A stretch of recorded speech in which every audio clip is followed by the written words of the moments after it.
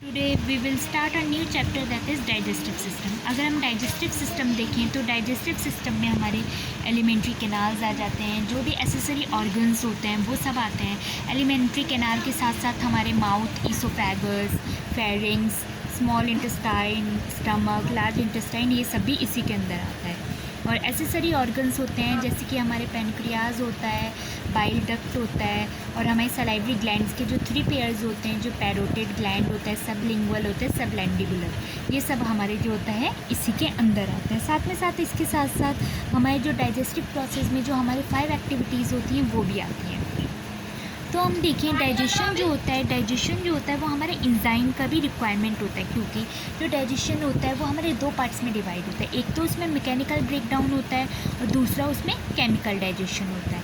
Mechanical breakdown तो कुछ नहीं, मैकेनिकल ब्रेकडाउन होता है हमारे माउथ में ही जब हम च्यूइंग करते हैं, या मैस्टिकेशन, जिसे हम अगर उससे मेडिकल टर्म दें तो मैस्टिकेशन कहा जाता है। और दूसरा होता है केमिकल डाइजेशन। केमिकल डाइजेशन में हमारे जो होते हैं जितने भी इंजाइम्स होते हैं उनका रिक्वायर्ड होता है, और इंजाइम के रिक्वायरमेंट से वहाँ पर ग्लैंड सीक्रेट्स होते हैं, एसेसरी ऑर्गन सीक्रेट होते हैं जो हमारे डाइजेशन में हेल्प करते हैं।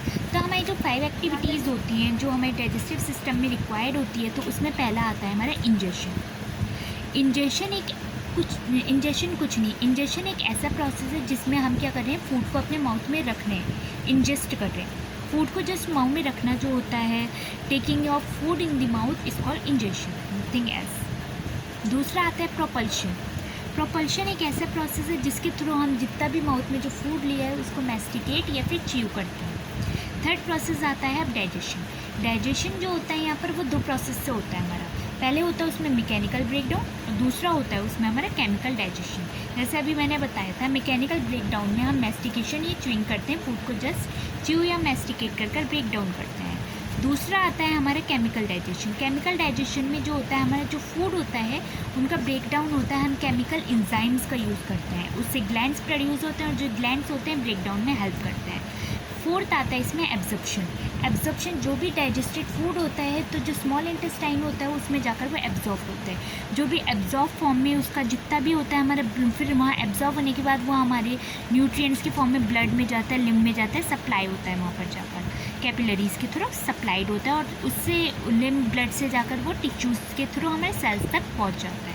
इसके बाद जो एब्जॉर्ब हो गया वो तो हमारे सेल्स तक पहुँच गया, बट जो एब्जॉर्ब नहीं हो पाता है फूड, उसका क्या करते हैं हम, उसका जो होता है एलिमिनेशन होता है, वो हमारे लार्ज इंटेस्टाइन में जाता है। लार्ज इंटेस्टाइन में जाने के बाद जो होता है वो जो अनएब्जॉर्ब फूड है वो हमारा प्रोसेस ऑफ डिफिसिएशन मीन्स होता है एनल कैनाल के थ्रू वो उसको हम फीसिस के फॉर्म में वो हमारी बॉडी से एलिमिनेट हो जाता है। इसके बाद हमारे नेक्स्ट आते हैं जो ऑर्गन्स डाइजेस्टिव सिस्टम में 2 टाइप्स के हमारे आते हैं ऑर्गन्स। पहला देखिए तो हमारा alimentary canal. What is alimentary canal?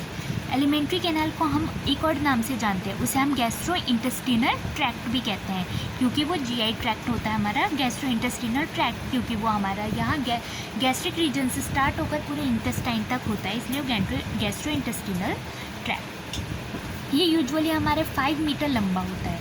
ये हमारा स्टार्टिंग होती है इसकी माउथ से, और फिर ये इसमें हमारे जितने भी स्ट्रक्चर एलिमेंट्री कैनाल में ही आ जाते हैं। माउथ होता है, ईसोफेगस होता है, फिर फेरिंग्स होता है हमारा, और हमारा स्टमक होता है, स्मॉल इंटेस्टाइन, लार्ज इंटेस्टाइन, और लार्ज इंटेस्टाइन, एनल कैनाल, ये सब जो होते हैं हमारे इसी के अंदर आते हैं। इसके बाद आते हैं हमारे accessory organ. Next come accessory organs.